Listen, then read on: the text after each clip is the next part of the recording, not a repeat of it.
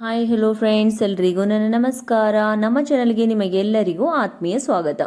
ಇವತ್ತು ನಾನೊಂದು ಹೊಸ ರೆಸಿಪಿ ತೊಗೊಂಡು ಬಂದಿದ್ದೀನಿ. ಅದೇ ಮೊಳಕೆ ಕಾಳಿನ ಕಡಲೆಕಾಳಿನ ಕಬಾಬ್. ತುಂಬ ಚೆನ್ನಾಗಿರುತ್ತೆ ಮತ್ತು ಹೆಲ್ದಿಯಾಗಿರುವಂತಹ ರೆಸಿಪಿ ಇದು. ಇವಾಗ ನೋಡಿ, ನಾನಿಲ್ಲಿ ಮೊಳಕೆ ಕಟ್ಟಿರುವಂತಹ ಕಾಳನ್ನು ತೊಗೊಂಡಿದ್ದೀನಿ. ಇದನ್ನು ಇಲ್ಲಿ ಮಿಕ್ಸಿ ಜಾರಿಗೆ ಹಾಕ್ತಾಯಿದ್ದೀನಿ.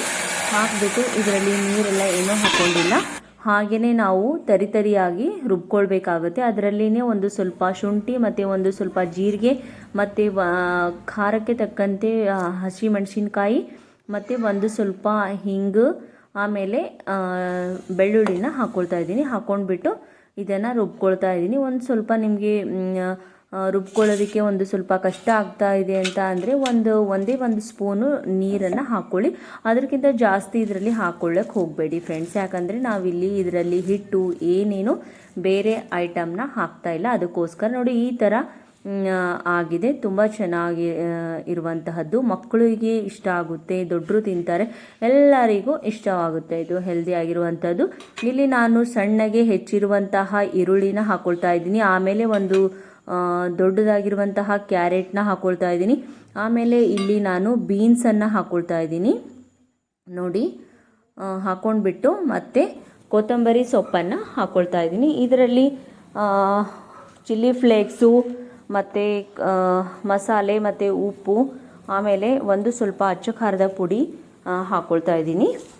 ನೀವು ಬೇಕಂದರೆ ಇದರಲ್ಲಿ ಚಾಟ್ ಮಸಾಲೆ ಕೂಡ ಹಾಕ್ಕೊಳ್ಬಹುದು, ಇಲ್ಲ ಅಂತಂದರೆ ಸ್ಕಿಪ್ ಮಾಡ್ಕೊಳ್ಳಿ ಫ್ರೆಂಡ್ಸ್. ಬೇಸಿಕ್ ಮಸಾಲೆಗಳಿರುತ್ತಲ್ವ, ಅದನ್ನೇ ಕೂಡ ನೀವು ಹಾಕ್ಕೊಳ್ಬೋದು. ಚಿಲ್ಲಿ ಫ್ಲೇಕ್ಸ್ ಇಲ್ಲ ಅಂತಂದರೆ ಅದನ್ನು ಕೂಡ ನೀವು ಸ್ಕಿಪ್ ಮಾಡ್ಬೋದು. ಇಷ್ಟೆಲ್ಲನೂ ಹಾಕಬೇಕಂತ ಹೇಳಿ ಇಲ್ಲ ಫ್ರೆಂಡ್ಸ್. ಉಪ್ಪು ಖಾರ ಚೆನ್ನಾಗಿದ್ರೆ ಸಾಕು. ಇಲ್ಲಿ ನೋಡಿ, ಈ ಥರ ಉಂಡೆಗಳನ್ನಾಗಿ ಮಾಡ್ಕೋಬೇಕು. ಎಷ್ಟು ಚೆನ್ನಾಗಿದೆ. ಆವಾಗಲೇ ಮಾಡುವಂತಹ ಒಂದು ರೆಸಿಪಿ, ಪ್ರೋಟೀನ್ ಭರಿತವಾದಂತಹ ರೆಸಿಪಿ ಇದು ನೋಡಿ. ಎಲ್ಲನೂ ಈ ಥರ ಉಳ್ಳೆಗಳನ್ನಾಗಿ ಮಾಡ್ಕೋಬೇಕು ನೋಡಿ. ಇದರಲ್ಲಿ ಬೇರೆ ಹಿಟ್ಟನ್ನು ಹಾಕ್ಕೊಳ್ಳುವಂಥ ಅವಶ್ಯಕತೆ ಇಲ್ಲ ನೋಡಿ. ಇವಾಗ ಒಂದು ಪ್ಯಾನನ್ನು ಇಟ್ಕೊಂಡಿದ್ದೀನಿ. ಅದರಲ್ಲಿ ಒಂದು 2 ಚಮಚ ನಾನಿಲ್ಲಿ ಎಣ್ಣೆನ ಹಾಕ್ಕೊಳ್ತಾ ಇದ್ದೀನಿ.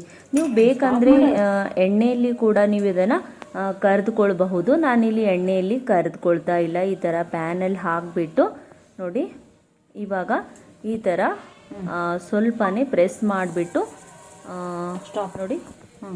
ಈ ಥರ ಅಷ್ಟೇ. ನಾವು ಉಳ್ಳೆಗಳನ್ನಾಗಿ ಮಾಡ್ಕೊಂಡಿಟ್ರೆ ಈ ಥರ ಮಾಡಿ ಬೇಗ ಹಾಕ್ಕೊಳ್ಬಹುದು ನೋಡಿ.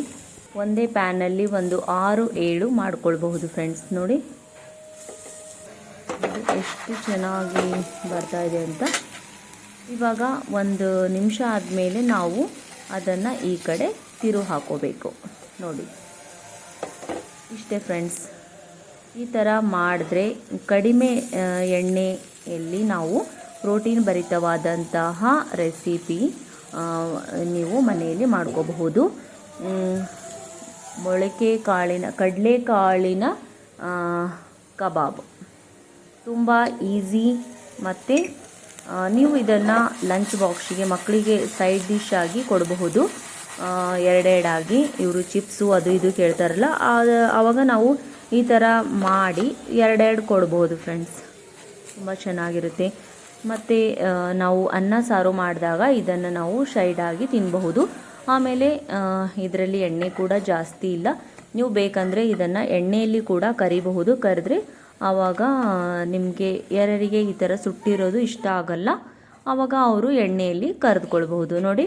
ಇವಾಗ ಇದು 2 ಕಡೆ ಚೆನ್ನಾಗಿ ಬೇಯಿಸ್ಕೊಂಡ್ರೆ ನಮ್ಮ ಒಂದು ಕಡಲೆಕಾಳಿನ ಕಬಾಬ್ ರೆಡಿ ಆಯಿತು ನೋಡಿ. ಎಷ್ಟು ಚೆನ್ನಾಗಿದೆ. ಇದ್ರ ಜೊತೆ ನೀವು ಬೇಕಂದರೆ ಹಸಿ ಮೆಣಸಿನ್ಕಾಯಿನ ಫ್ರೈ ಮಾಡಿಕೊಂಡು ತಿನ್ನಬಹುದು.